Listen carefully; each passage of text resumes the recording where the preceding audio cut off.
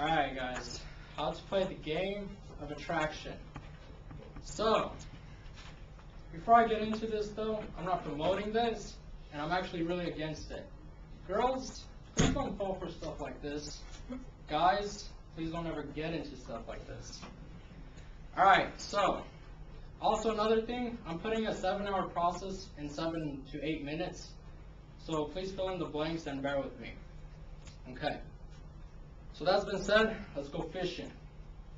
The method I'm going to use today is consisted of 3 phases. A, attraction, C, comfort, and S, seduction. The S phase I'm not going to quite get into because there's not really much game there either. So, A1. A1 is the opener. Opener is something that's going to catch their interest. You gotta, you need to have a really good topic. It can't be just something like hi.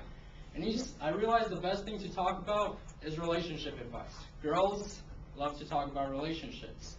I don't know why. Second, here's the rules of the opener. You need social proof. Social proof is being seen with another female. So the group I'm going to give you guys today is consisted of 4 people. 2 girls, 2 guys, the normal group. And obviously one of the girls are the target. And she's going to be a 10 out of 10, we'll say. Basically, social proof, since you need social proof, we need something at her level. So like a 7 or an 8 or 2 5s. We'll go with the 2 5s. You spit your game to the 2 5s, get them by the arms, get seen by the group. And now the easiest thing to do is go up to the group, pawn off the girls to the guys, and take their queen. But we'll make it more difficult.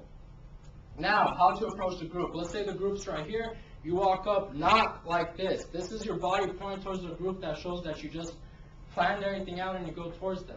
So you kind of got, let's say the group's there, you walk kind of at an angle towards the group. And once you're passing them, lean back, step in, and give them the back. This body language right here shows that you're just passing by and you're not going to be there that quick either. So, rule 3, false time constraint. This basically says you're not a threat, you're only there for a couple of seconds, and you're just leaving. But really, when you leave, you're leaving with the girl and you're there a lot longer. A false time constraint is basically saying like, oh, hey, let me get a quick opinion. I'm gonna be really quick. I gotta get back to my friends anyways. After that, you need to nag. A nag is basically showing disinterest to the girl. Girls, usually when guys go up to girls, they usually start giving interest instantly. And that kind of turns off the girls because they don't even know anything about the girl. So, a nag is basically a playful insult, not an insult. Something like, you can dress her up, but you can't take her anywhere. So that's A1. Then you can go into A2. This is female to male interest. This is consisted of DHBing. DHBing is demonstrating higher value.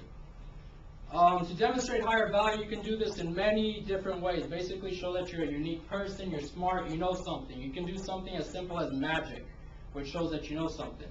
After DHBing a couple times and getting her interest, you can do this by storytelling too. You can go into A3, but A3, before you go in that, you need to read a couple signs of interest, 3 to 4. So basically, let's say the girl's twirling with her hair now when you're talking to her. That means she's nervous, which means she's nervous to talk to you, which is an interest factor. Or let's say her body's pointed towards you now. When someone's body is pointed towards someone, that means that's what they want. Reading 3 to 4, then you can go into A3. This is male to female interest. This is where you could use the bait, hook, reel, and release method. Basically something like this. You bait her into asking her a question, something like, what nationality are you? Then you could hook her into giving you the information. For example, let's say she says Italian. Then you reel her in by showing interest. So this is where you could finally hit on her. You can say something like, oh, Italian? I had the biggest crush on an Italian girl back in high school. Then you release. This is really important, to release the pressure of her being hit on. Automatically you need to say something like, oh, I can't talk to you anymore now. After doing this method a couple times, not once, couple times, you can go to C1. This is comfort and trust. Comfort and trust is, before you go into that, you need to isolate the target. That's basically taking her away from the group. To isolate the target, you take her away probably somewhere where it's quiet, where it's just you two, and where you can build comfort and trust. Building comfort and trust, you can do this by 6 to 10 questions. Not stupid questions like, what do you like to do? What's your favorite pet? Those things are so played out and girls are tired of that. Psychological questions like, put her in a what-if situation. Situations that would show her character. After building comfort and trust, you can go into C2, creating an emotional connection. I realize that this happens a lot naturally. It's kind of like saying, I'll show you my scars if you show me yours. But if it doesn't, a nice simple personality test would do it. Basically, personality test will show her weaknesses, her strong points. Let's say, for example, you see that she's a self-conscious person. Simply ask her why. There's always a stupid reason behind that. Something like, oh, there's a guy that I used to love so much, and he used to put me down every day and call me ugly, blah, blah, blah. Bam, emotional connection. Then you can go in for the keynote test. The keynote test is to see how her body reacts with yours. Basically, a simple keynote test is like, for example, let's get up. She gets up. Let's walk around. As she walks around, you grab her hand, and if it interlocks, that's a past keynote test. Girls that are into will always try and hang on to your touch as long as possible. After passing a couple of keynote tests, you can go into C3, and that is just leaving the game and going in for the kiss.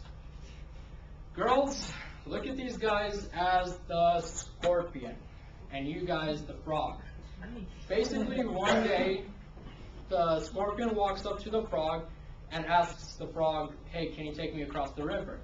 And the frog tells him, why would I do that? All you're going to do is sting me, and I'm going to sink, and yeah. Scorpion goes, well, I'm not going to sting you, because if I sting you, you'll sink, and I'll sink, and we'll both die. So the frog agrees and takes them across the river. And halfway as they're hopping, next thing you know, clap in the back. Now the frog, as it's sinking, is asking him, why'd you do that? And the scorpion tells him, because it's my nature. Anybody that ever does get into this, or any players in the room, just remember at least one thing.